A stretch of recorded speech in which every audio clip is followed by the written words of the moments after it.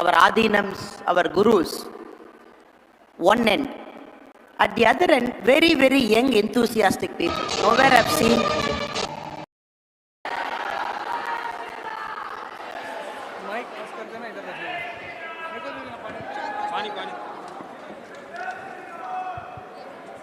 ஜெய் ஸ்ரீராம், ஓம் நமக் சிவாய. அனைவருக்கும் என்னுடைய அன்பான காலை வணக்கத்தை தெரிவித்துக் கொள்கின்றேன். I take this opportunity to seek the blessings of our elders, Param Pujya Swamijis, who are sitting here and guiding us, and also the wonderful delegates who are part of this very unique Temple Connect program.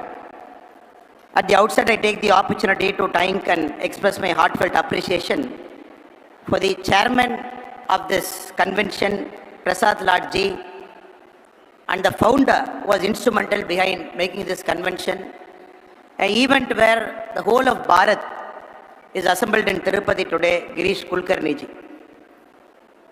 Ladies and gentlemen, brothers and sisters, I am very happy and very delighted. Temple Connect program last year in Varanasi and this year in Tirupati is able to bring our Swamijis, our Adinams, our Gurus, one end. At the other end, very, very young, enthusiastic people. Nowhere I've seen a gathering in which youngsters are present, very passionately. They want to take the temple economics to a different level. Make sure Sanatana Dharma keeps prospering, and at the same time rediscover what we have lost and bring those things to the mainstream. At the same time, on the other end, we have our elders who are guiding us, helping us to rediscover what we have lost over the last 250 years, trying to bring it back to the mainstream. That is why this gathering is very unique. Passionate youngsters in the one end and our senior elders in the other end. If you look at many of the global cities, if you take last 1,000 years, the cities which were present 1,000 years before, cities which are present now, many cities have vanished. Cities which have withstood 1,000 years, even now, which are centers of civilization. If you take cities like Varanasi, cities like Madurai, cities like Ujjain, cities like Pushkar, if we take some of the cities, very clearly we can find cities which should withstand the ravages of time, which are standing for the last 1,000 years. Very clearly we can connect. All those cities are temple cities. Only temple cities are eternal cities. They're there for a long, long time. Other day I was reading an article by a temple researcher called Sandeep Singh Ji. I think today or tomorrow is also talking here. He has gone through some of the American cities. Cities like Detroit, around World War II, which were the cradles of automobile manufacturing. It lost 25% of its population between 2000 and 2010. Those cities are fast coming down. At one point of time, big cities. Even now in India, some cities are called Detroit of India. If you go to Coimbatore, a city in which I'm living now, they say Coimbatore is Detroit of South India. But if you look at the status of Detroit, it is fast vanishing.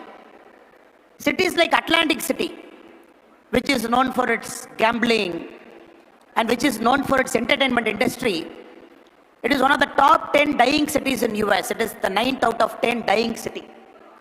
So cities which made a name in some sector, some industry, it is all fast going down. But cities which are eternal are our cities in which a temple is a fulcrum of that city. Very clearly from history we can understand. That is why this convention is very important, because we are trying to find a common denominator that is connecting all the temple cities. We are using the word called temple economics. We have heard a lot of economic theory. What is the temple economics? How can temple be the fulcrum of generating economic activity around that area? And more importantly, drive Bharat's growth. We are standing in this very, very holy Tirupati. We are all sitting at the feet of Lord Venkateshwara. This is not a very ordinary temple, not a very ordinary city. This temple is alone worth If Tirupati Devasthanam is listing in the Indian stock market, its valuation will be 2.5 lakh crore. That will be the valuation of the Tirupati temple. And people have calculated the valuation by using smart metrics. This temple has got close to 10 tons of gold in the bank, 2.5 tons of gold as ornaments, 16,000 crore as bank deposit, 960 properties across India, Bharat. If somebody is doing a smart valuation, it comes to close to 2.5 lakh crore as market cap. To compare Tirupati Devasthanam to some of the large multinational companies in the world, a company like Nestle, a multinational company more than 100 years old, Nestle is around 2,10,000 crore market cap. If you look, Some of the big oil companies in India, like ONGC, it is around 1.6 lakh crore. Maybe there is something right Tirupati has done. There is something right that is happening in the Tirupati Devasthanam, which was formed by an act in 1932, which underwent some changes. There is a semblance of government control. At the same time, there is a freedom and autonomy also in the board, which has made Tirupati to be a temple in the last 100 years, especially after 1932, to reach this position, to reach this preeminent position. Nowhere in the world we can boast these numbers. Vatican City has seen 90 lakh people visiting it last year. Mecca, Saudi Arabia, 2 crore visited. The city where we are now, Tirupati, it had 3 crore people visiting it last year. One temple, one city had 3 crore people. Again, if somebody is getting into the economics behind Tirupati, of course, temple is big. Of course, Lord Venkateshwara is blessing us. There is a big market cap. There is a huge amount of money. Whether it is trickling down, Harvard has done a study understanding with respect to Tirupati, what is the market forces that is shaping up the city. If somebody has got the time, if you're looking at the Tirupati city per se, the employment that is getting generated, 38% of employment in Tirupati city is more on the trade, and transportation. It is all linked to the temple economy. 19% is closely linked to food manufacturing, value addition in the food industry. Everything, if you see, this temple, the whole district, the whole ecosystem around this place is connected to the offerings and service of God, which creates millions and millions of employment generation. Unfortunately, in our country after 1947, for a long time, the Marxist government of India is wasting so much money in Ayodhya. That is the narrative they try to set. But for common people like you and me, we understand what Ayodhya is trying to do. 85,000 crore investment going to happen in the next 10 years. Crores of people visiting. The kind of economic activity Ayodhya is generating, it is going to have a trickle-down economics to the last person.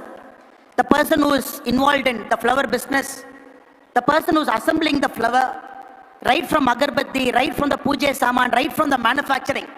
It is going to create a huge ecosystem that is going to be built around temple economics.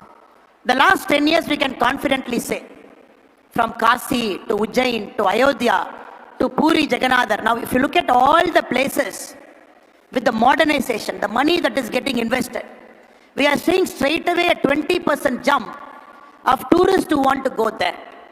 That is very, very important in our country. We are seeing this rebirth of temple economics. We are seeing this rebirth of common people going to a center of worship, which was standing there for 1,000 years.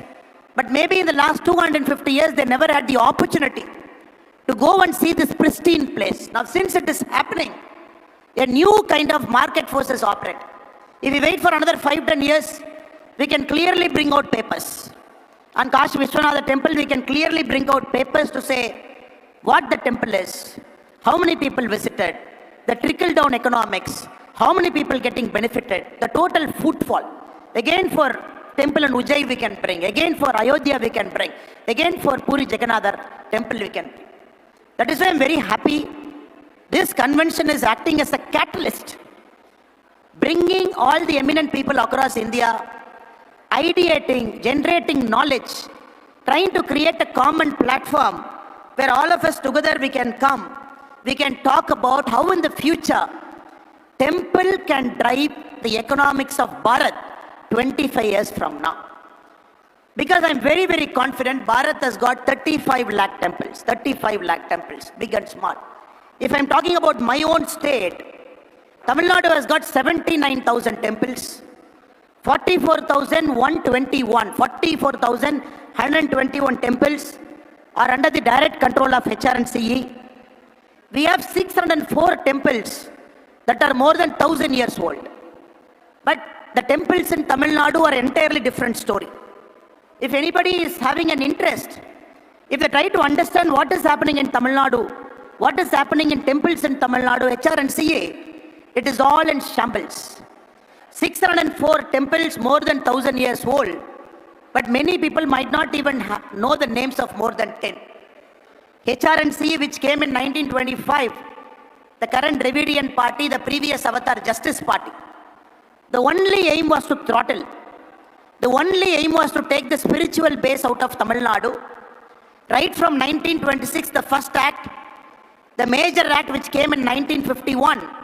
If you look at this whole story, it is a story, a classical story, which will tell us how not to manage and run a temple.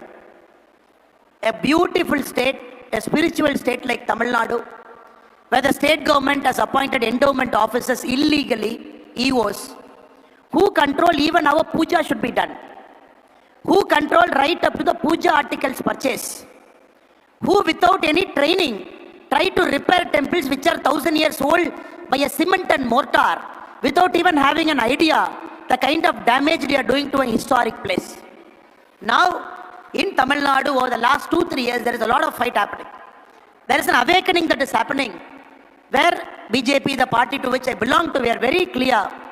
Come 2026, one of our central manifesto point, when the NDA and BJP will come to power, day one, we will remove HRNCA Act from Tamil Nadu.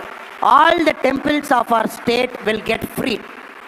Because we are very clear, we are not mentioning this as a political slogan. The reason we are mentioning this is because we have data to back it up. 1986, when the HRNCA department published its first policy paper, it had 525,000 acres of land under its control. Can you believe? A state which has got thousands of temples, where 44,000 temples are under the direct control of HRNCE.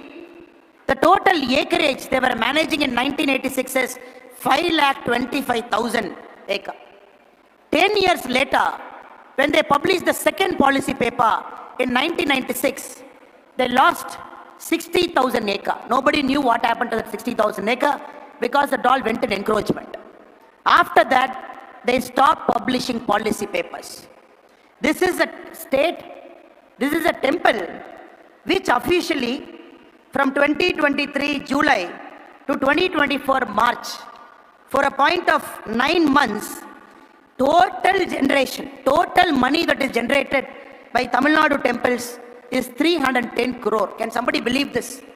Such a huge temple base, 44,000 temples, direct control of HRNCE, 600 temples more than 1,000 years old. The money they have generated is 310 crore rupee. If I'm digging slightly deep, total land holdings now, 4.5 lakh acres, we have lost approximately 1 lakh acres now. Square feet of site managed by temples, 29 crore 14 lakh. Building square feet, 2 lakh 45,000 crore. This is an asset that Tamil Nadu HRNC manages across all parts of Tamil Nadu. 4.5 lakh acre, 29 crore square feet of site, 2 crore square feet of buildings. If you look at the market rent, if somebody has got a time, they go to that place, they find that building, they put a market rate to it. As per our calculation, every year, bare minimum, they should generate 8,000 crore every year, bare minimum. But unfortunately, politicians have taken control of many of this. 50-year lease, 99-year lease, There are some properties in Tamil Nadu taken by some people, 1 rupee lease for 99 years. It belongs to temple, they're taken it for 1 rupee 99 years. They're just holding it. So that is why the revenue that is shown is just a matter of 300 crore, which is the official document they have published for 9 months. So we are very clear, in the last 20 years, if we put market rate to all the temples mismanaged by the HRNC department in Tamil Nadu, it is close to 95,000 crore of unrealized rent that has happened in Tamil Nadu alone. This could have funded our midday meal schemes for the last 20 years. This is the biggest problem. Now all of us are fighting to make sure the temples of Tamil Nadu realize their pure potential. In the open market, an economics is built around the temple. Madurai Meenakshi Amman temple, there was a controversy. 50 meters from the Meenakshi Amman temple, there is a beef stall. Somebody is cutting a non-vegetarian there. Because it is thoroughly mismanaged. There is no interlinkage connections.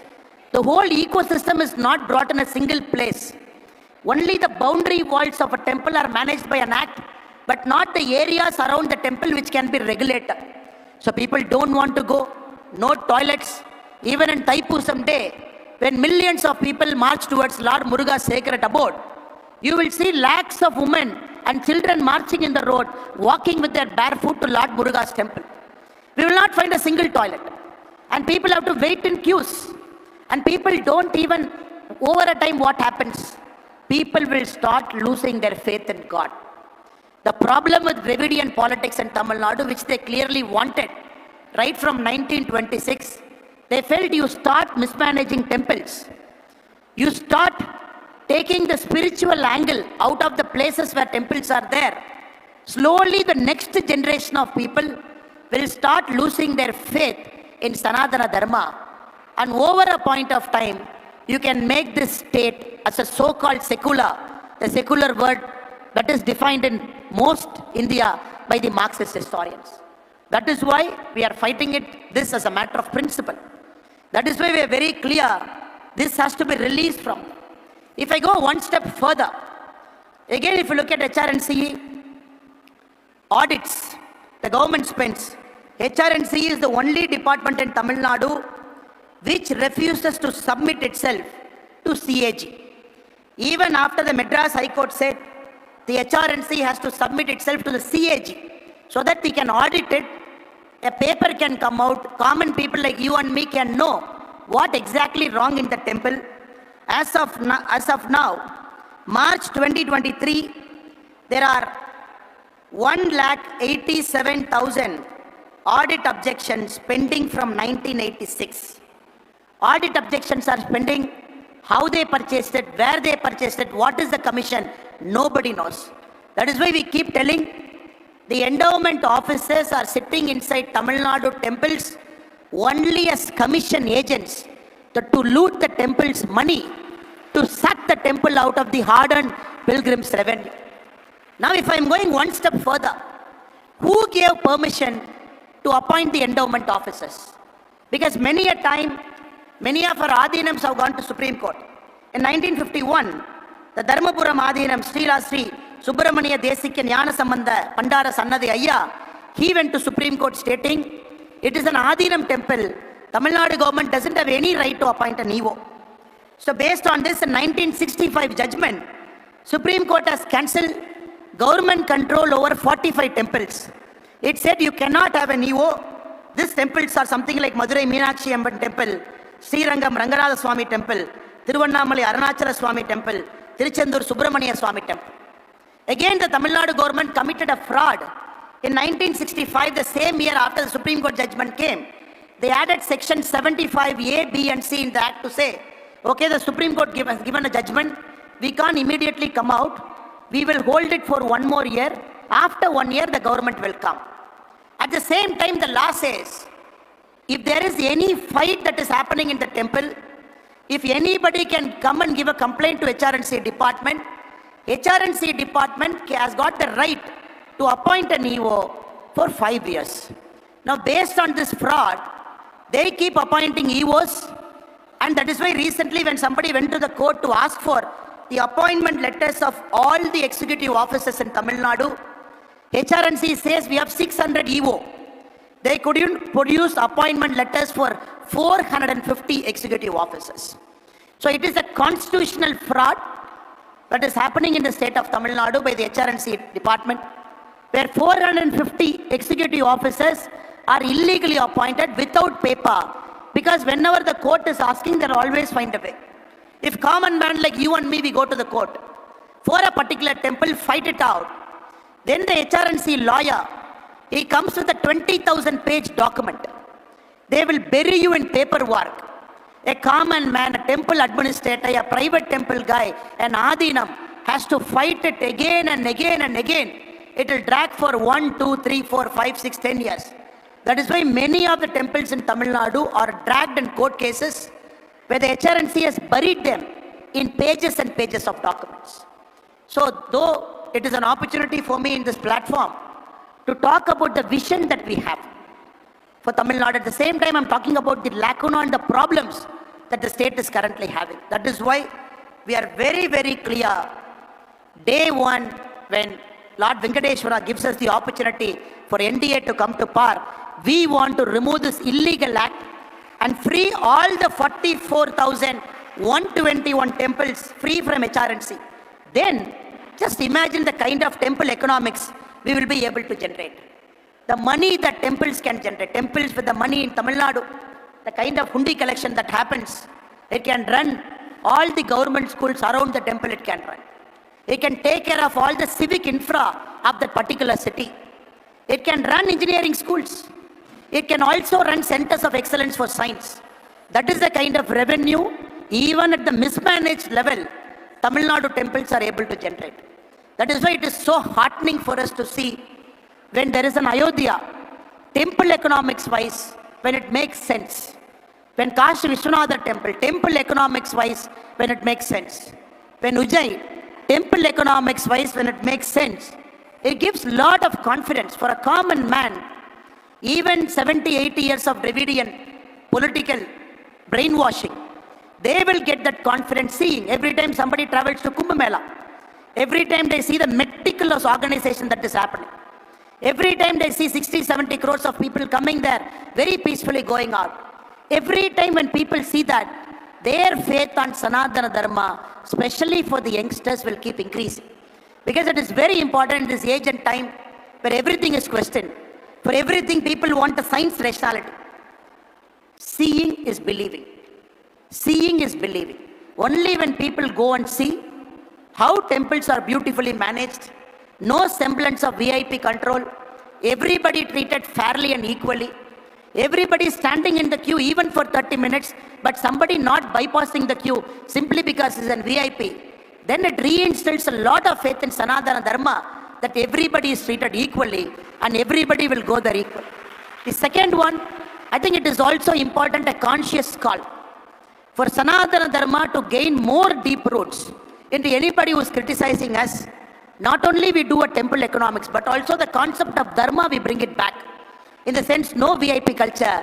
All temples should be riddled, should be free of the VIP culture that is prevalent in many of the temples, where a common man comes, waits in the queue, but there is a certain class of people who got the privilege to go there, do the darshan and come out. I think that is also something which, as a person, I believe that is very, very important for us to get connected with the youngsters so that they know everybody is treated fairly and equal. So these are the small things at a conscious level we can start doing.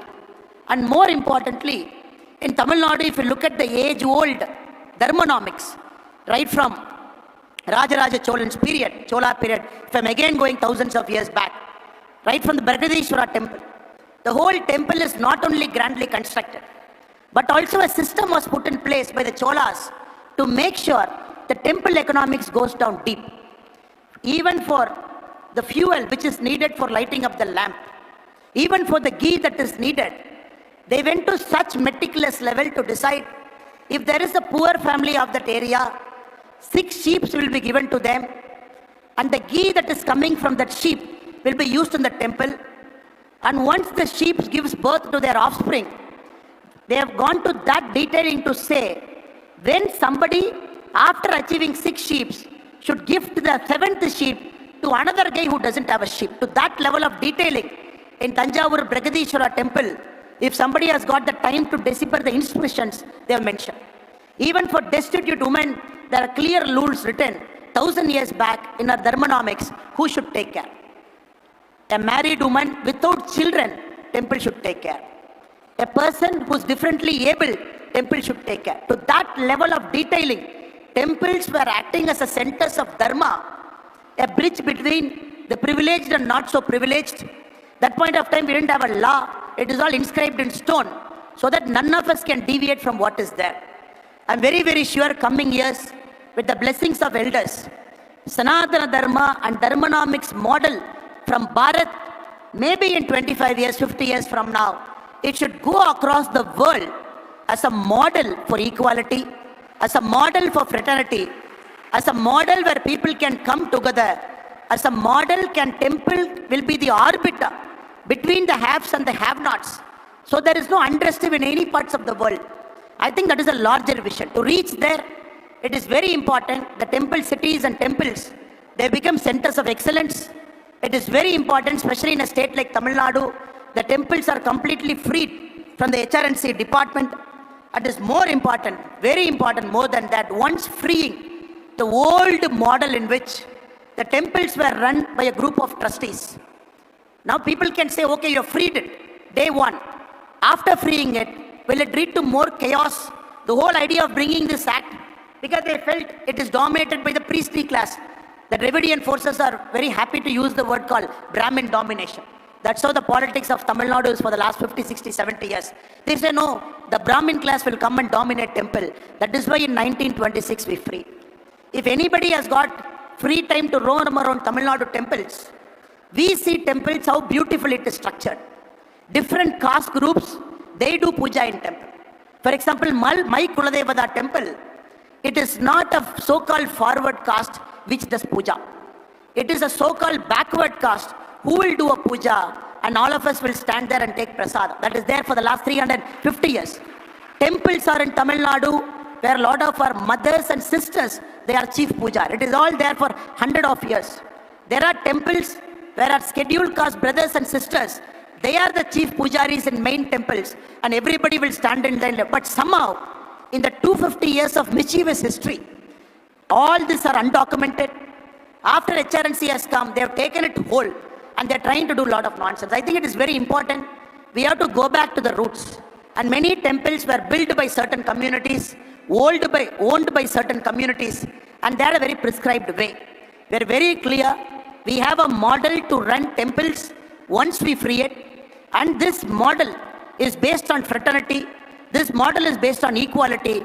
This model can make temple more accessible to all the people, unlock the revenue potential of all the offerings inside the temple, and more importantly, generate trickle-down economics which can go down well. So I thank the Temple Connect program for giving me an opportunity to come here and want to talk about what is wrong in Tamil Nadu temples, the constitutional fraud that is happening, and the fight. Millions of people are fighting. There are people, hundreds of people who have dedicated their whole lives to take HRNC only to court. That is one side that has happened.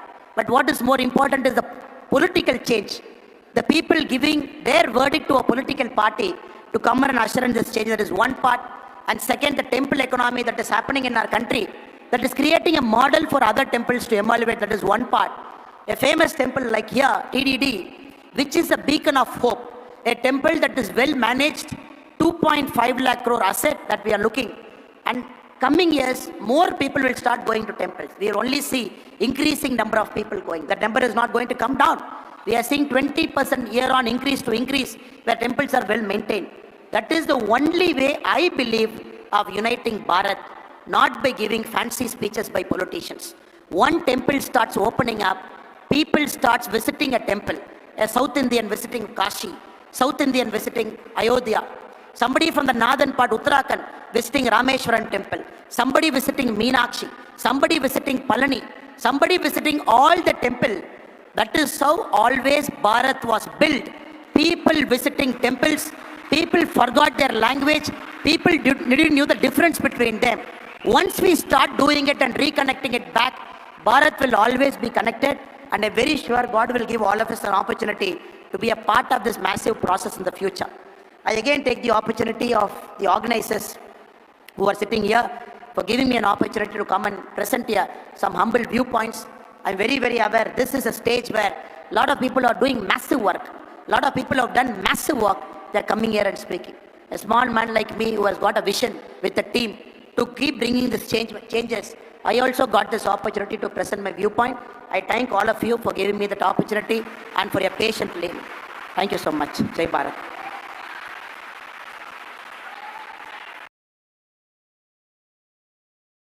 மன்னிப்பையும் கோர்றேன். சூழல்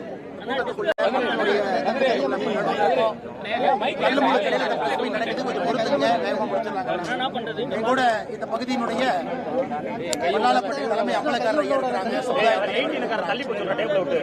இன்று நம்முடைய மத்திய அமைச்சர் கனிம வளம் சுரங்கத்துறையினுடைய அமைச்சராக இருக்கக்கூடிய திரு கிஷன் ரெட்டி அவர்கள் வல்லாளப்பட்டி, அரிட்டாப்பட்டி இந்த 2 ஊருக்கும் கூட வந்திருக்கிறாங்க. வல்லாளப்பட்டியில அம்பலக்காரையர் தலைமையில, சமுதாய தலைவர்கள் தலைமையில, கிராம பொதுமக்கள் முன்னிலையில ஒரு பொதுக்கூட்டம் நடந்திருக்கிறது. எதற்காக மத்திய அமைச்சர் இங்க வந்திருக்கிறாங்க? ஒரே காரணம், இங்கிருந்து வந்த கிராம மக்கள் அம்பலக்கார ஐயா எல்லாம் 22 டிசம்பர் 22 ஜனவரி 2025 டெல்லியில அமைச்சரை அவருடைய அலுவலகத்தில் பார்க்கும் பொழுது அன்போடு ஒரு கோரிக்கை வைத்திருந்தார்கள். நீங்க எங்க ஊருக்கு வரணும், எங்களுடைய மரியாதையை ஏற்றுக்கொள்ள வேண்டும். எப்படி டெல்லியில எங்களுக்கெல்லாம் நீங்க மரியாதை கொடுத்தீங்களோ அதுபோல நீங்க எங்க ஊருக்கு வர வேண்டும் என்கின்ற கோரிக்கை வைத்திருந்தார்.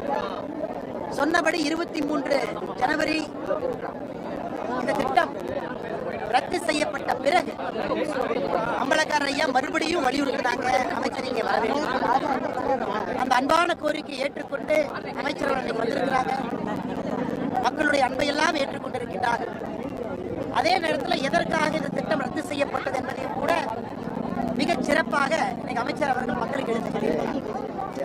பாரத பிரதமர் நரேந்திர மோடி ஐயாவை பொறுத்தவரை எப்பொழுதும் கூட விவசாயிகளின் பக்கம், ஏழைகளின் பக்கம், ஒரு வளர வேண்டும் என்று நினைக்கக்கூடிய சமுதாயத்தின் பக்கம் எப்பொழுதும் நிற்பவர் நம்முடைய பிரதமர் மோடி அவர்கள். இன்னைக்கு இந்த பகுதி, இந்த மேலூர் பகுதி, இந்த கிராமமெல்லாம் உள்ளடக்கிய இந்த திட்டம், டங்ஸ்டன் திட்டம் கிட்டத்தட்ட 4980 ஏக்கர். பல்லுயிர் தளம், பயோடைவர்சிட்டி ஹாட்ஸ்பாட் 477 ஏக்கர். இந்த உள்ளடக்கிய பகுதியும் கூட மத்திய அரசு டங்ஸ்டன் ஏலத்திற்கு கொண்டு வருவதற்கான காரணம் மாநில அரசு ஒப்புதல் கொடுத்த ஒரே காரணத்துக்காக. என்னைக்கு கிராம மக்கள் அவர்கள் எங்களுக்கு வேண்டாம் என்று சொன்னார்களோ அந்த கோரிக்கையை முழுமையாக ஏற்றுக்கொண்டு 23 ஜனவரி 2025 இந்த திட்டத்தை மத்திய அரசு முழுமையாக ரத்து பண்ணியிருக்கிறாங்க. இது இந்தியாவிலே ஒரு ஆச்சரியம்.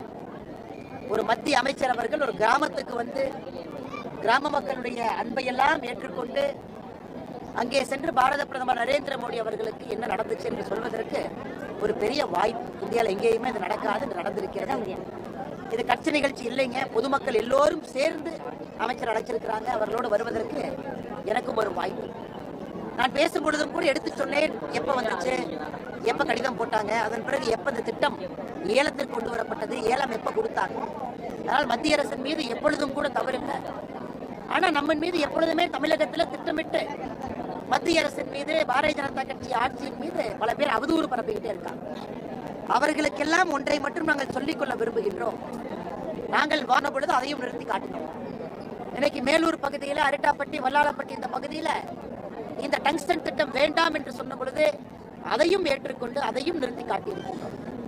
காரணம், உங்களுடைய குரலை எப்பொழுதும் மோடி ஐயா அவர்கள் நீங்க என்ன சொல்றீங்க அப்படிங்கறத உன்னிப்பா கேட்டுதான் இந்த ஆட்சியில மோடி அவர்கள் முடிவெடுத்துக் கொண்டிருக்கிறார்கள். இன்னைக்கு அதுவும் ஒரு சான்று, ஒரு சாட்சி. அதனால் கூட இருக்கக்கூடிய தலைமை அம்பலக்காரர் ஐயா அவர்களுக்கும் இந்த நேரத்தில் நன்றி தெரிவித்து, ஊர் பொதுமக்கள், முக்கியஸ்தர்கள், முக்கியமாக பத்திரிகை நண்பர்கள் பொறுமையாக மதுரையிலிருந்து இங்க வந்து தள்ளுமுள்ளையெல்லாம் பொறுமையா நீங்க இருந்து இந்த பத்திரிகையாளர் சந்திப்பில் கலந்து கொண்டிருக்கிறீர்கள். உங்களுக்கும் என்னுடைய நன்றியை தெரிவிச்சுக்கிறேன். அதை தாண்டி கேள்விகள் ஒன்னொன்னா கேளுங்கன்னா எல்லாத்தையும் பதில் சொல்லிட்டு நான் சார், திமுக வந்து பாராட்டு விழா வச்சுட்டாங்க. அடுத்து நீங்க வந்துட்டீங்க, அடுத்து அதிமுக வர்றாங்க, தேமுதிக வர்றாங்க. யாருக்கு இதுக்கு முழு தகுதி இருக்குன்னு நினைக்கிறேன். உங்கள்கிட்ட விட்டுறாங்க. எப்பொழுதுமே தம்பட்டம் அடிப்பவர்கள் நாங்கள் கிடையாது. அசம்பிளியில தீர்மானம் போட்டோம், அதனால எடுத்துட்டாங்க. அசம்பிளியில எத்தனை தீர்மானம் போட்டீங்க? எத்தனை எடுத்தோம்? தீர்மானம் போடுறது வாடிக்கை ஆயிடுச்சு. அசம்பிளியில என்ன வேணாலும் தீர்மானம் போடுறாங்க. உப்புக்கு சப்பில்லாத எல்லாம் தீர்மானம் போடுறாங்க. தவறுன்னு தெரிஞ்சு தீர்மானம் போடுறாங்க. இல்ல, எங்களை பார்த்து மத்திய அரசு பயந்துட்டாங்க. உக்ரைனை பார்த்து, ரஷ்ய அரசை பார்த்து பயப்படாத மோடி அவர்கள் திமுக அரசை பார்த்து பயப்பட போறாங்க. மக்களுடைய அன்பு, மக்களுடைய குரல் சொல்லியிருக்கிறாங்க, செஞ்சிருக்கிறோம், வாக்கு கொடுத்திருக்கிறோம். அதனால் யாரு வேண்டுமானாலும் வரலாம், யாரு கழுத்துல வேணாலும் மாலைகள் போடலாம். அதை பத்தி எங்களுக்கு எந்த விதமான ஒரு எண்ணம் கிடையாது. யாருக்கு வேணாலும் நீங்க பண்ணுங்க. நாங்க எப்பொழுதுமே வேலையை செஞ்சுட்டோம், அதுக்கு எங்களுக்கு கொடுங்கன்னு சொல்றவங்க மோடி ஆட்சி கிடையாது. எதை செய்தாலும் எங்களுடைய கடமையாக, தார்மீக உரிமையாக செய்யாது. அந்த நேரத்தில் இது போல சில தவறுகள் மாநில அரசு செய்தும் கூட அது நம்முடைய கவனத்துக்கு கொண்டு வரப்பட்டால் உடனடியாக சரி செய்து கொடுக்கும். ஆனால் எந்த கட்சி வேணாலும் வரலாம், எந்த கட்சி வேணாலும் பேசலாம். ஆனால் பத்திரிகை நண்பர்கள் அரசியலமைப்பு சட்டம் தெரிஞ்சவங்க. MMDR ஆக்ட், மைன்ஸ் ஆக்ட், அதை கொண்டு வந்ததுக்கு அப்புறம் இந்தியாவில் எத்தனை இடத்துல ரத்து பண்ணிருக்காங்கன்னு மட்டும் ஒரே கேள்வி உங்க முன்னாடி வைக்கிறேன். எத்தனை இடத்துல? அதுவும் 22ஆம் தேதி ஜனவரி சந்திச்சு 23ஆம் தேதி 24 மணி நேரத்தில் ரத்து பண்ணி கொண்டு வர வேண்டும் என்றால் இந்தியாவில் எத்தனை இடத்துல நம்ம செஞ்சிருக்கோம். அதனால தமிழக மக்களுக்கு எப்பொழுதும் பாதுகாவலராக மோடி அவர்கள் இருப்பார் என்பதை மறுபடியும் ஒரு முறை தொடர்ச்சியாக கடிதம் எழுதணும். மத்திய அரசு கண்டுக்காம தான் இந்த ஏலம் விட்டுட்டாங்கன்னு சொல்லி ஒரு கடிதத்தை பத்திரிகை நண்பர்களுக்கு கொடுக்கலாமே. நான் முதலமைச்சர்கிட்ட கேட்கறது, ஐயா நாங்க மத்திய அரசுக்கு இதை எதிர்த்து கடிதம் எழுதணும், ஏலத்திற்கு முன்னாடி சொல்றேன். நான் இன்னைக்கு ஒரு படி மேல போய் சொல்றேன். தமிழகத்தினுடைய கனிம வள அதிகாரிகள் கடிதம் 477 ஏக்கர்ல மட்டும்தான் பல்லுயிர் தளம், மிச்சம் இருக்கக்கூடிய 4980 ஏக்கர்ல எந்த பிரச்சனை இல்லைன்னு சொல்லிய பிறகுதான் ஏலமே வருது. அதன் பிறகு மாநில அரசினுடைய அதிகாரிகள் 7 முறை டெல்லி போய் 7 முறை வேறு வேறு மீட்டிங்ல ஒரு வருஷத்துல பங்கெடுத்திருக்கிறாங்க. ஏப்ரல் மாசத்துல ஏலத்துக்கு கொண்டு வரும்போது யாரும் இந்த பகுதி ஏலத்துக்கு எடுக்கல. அப்போதும் மத்திய அரசுக்கு ஏலம் வந்தது தெரியும். ஏப்ரல் மாச ஏலத்துல யாரும் எடுக்காதனால ஜூன் மாசத்துல மறுபடியும் இந்த பகுதி ஏலத்துக்கு வருது. ஜூன் மாசத்துலதான் ஏலம் எடுக்கிறாங்க. அப்ப ஏப்ரல் ஏலம் வந்த பொழுது தெரியாது உங்களுக்கு. அப்ப எதுக்கு IAS ஆஃபீஸர் இங்க இருக்கிறாங்க, எதுக்கு தலைமைச் செயலாளர் இங்க இருக்கிறாங்க? சொல்லிட்டு தானே செய்யறாங்க. அதனால் மத்திய அரசு இதை முழுமையாக இதை கொண்டு வந்ததே மாநில அரசு சரி என்று சொன்ன பிறகுதான். இன்னைக்கு முதலமைச்சர் நாங்க கடிதம், தயவு செஞ்சு ஒரு கடிதத்தை காட்டுங்க. ஏலம் விடுவதற்கு முன்பு நீங்க எழுதிய கடிதத்தை வெள்ளை அறிக்கை. ஏங்கன்னா இவ்வளவு ரிலீஸ் பண்றவங்க வேங்கை வயல்ல எப்பவோ யாரோ ஆடியோ பேசினாங்களாமா, அந்த ஆடியோ இன்னைக்கு ரிலீஸ் பண்றேன்னு சொல்றவங்க, கதை திரைக்கதை வசனம் எழுதுறவங்க, மத்திய அரசு கடிதம் எழுதியிருந்தா ஏன் அந்த கடிதத்தை வெளியிடல? ஆனால் முதலமைச்சர் அவர்கள் உண்மையாலும் வெள்ளாளப்பட்டி உண்மையை பேசியிருக்காருன்னு நினைச்சாருன்னா வெள்ளை அறிக்கை கொடுக்கணும், கடிதத்தை வெளியிடணும். அதன் பிறகு மக்கள் முடிவு செய்யட்டும். நீ எழுதினா தானே, கடிதமே எழுதலையே, எழுதினா தானே வெளியிடுவீங்க. அதனால் முதலமைச்சர் அவர்கள் பொய் சொல்லக்கூடாது என்பது என்னுடைய தாழ்மையான வேண்டுகோள். தவறு நடந்திருந்தால் தவறு நடந்திருக்கு, அடுத்த முறை சரி செய்யணும் முதலமைச்சர் சொல்லுங்க.